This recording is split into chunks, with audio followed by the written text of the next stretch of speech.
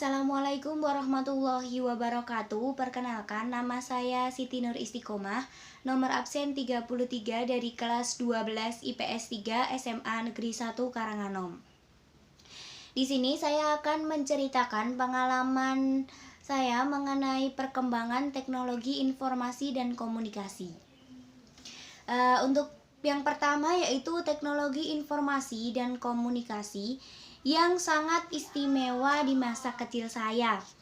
Jadi dulu itu teknologi informasi dan komunikasi yang sangat saya istimewakan itu yang pertama yaitu televisi.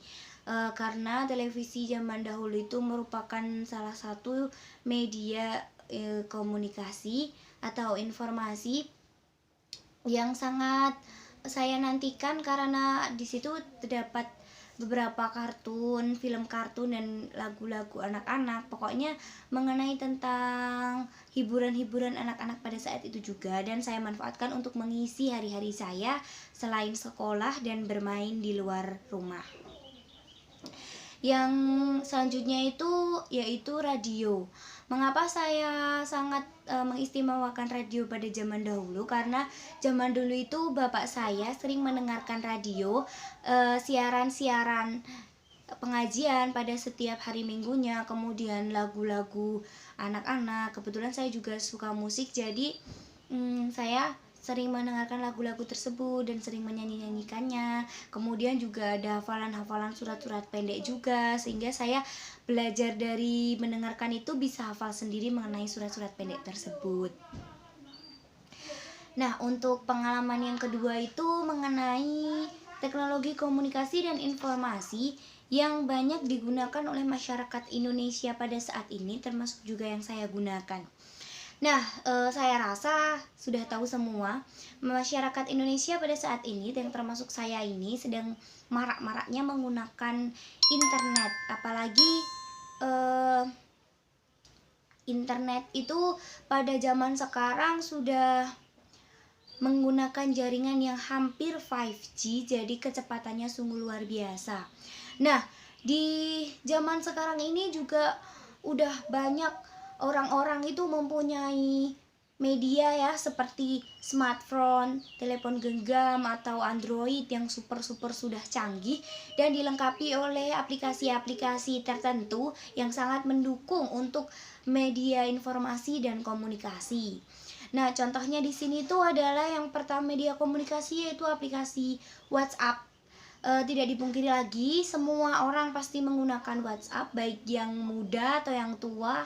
Ya, seperti saya ini menggunakan WhatsApp untuk media komunikasi karena di situ kita tidak hanya bisa chat pribadi atau one by one, kita bisa membuat grup yang isinya itu bahkan lebih dari 10 orang.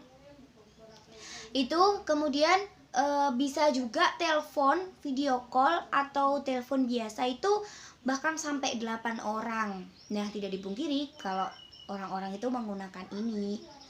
Nah, yang kedua itu menurut saya yang sangat penting itu adalah Instagram. Aplikasi Instagram ini dapat mengakses video-video viral, gambar-gambar viral, juga untuk media-media informasi di seluruh dunia yang ada berita-berita yang baru trending itu bisa kita akses melalui situ. Jadi kita bisa melihatnya lewat aplikasi tersebut.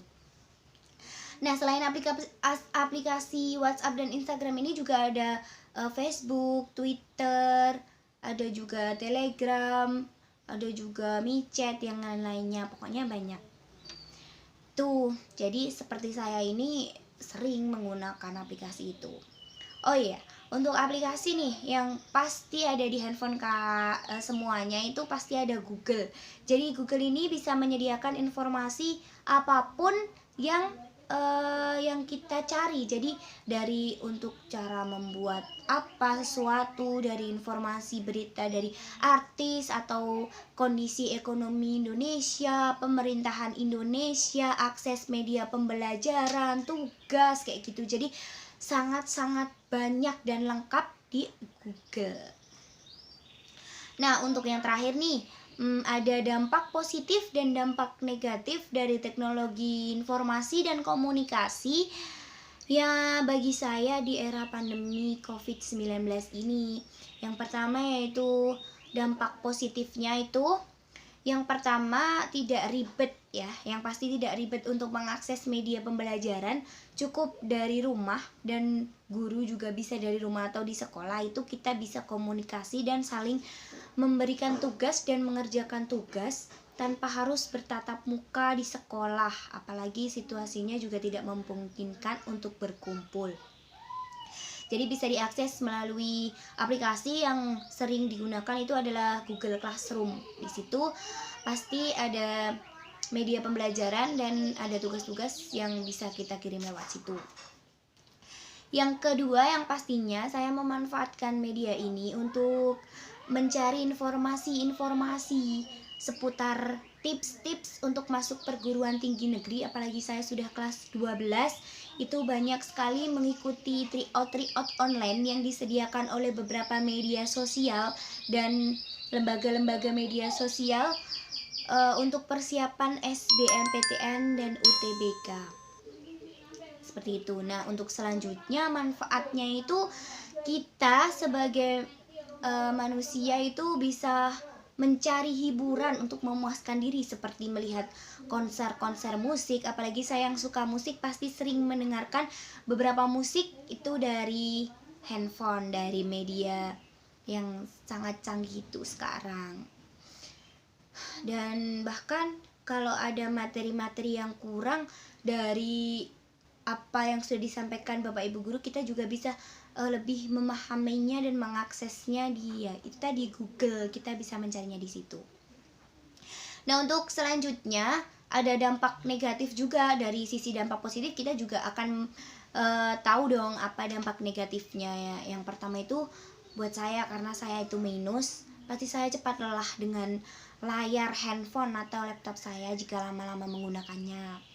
Yang kedua, adanya keterbatasan ya, karena saya itu metode belajarnya itu melihat dan mendengarkan apa yang guru ucapkan di depan kelas waktu pembelajaran di sekolah. Jadi kalau hanya melalui daring dan online itu saya rasa saya kurang puas, karena saya agak sulit memahami materi jika hanya membaca sekilas, jika tidak dijelaskan lagi oleh guru.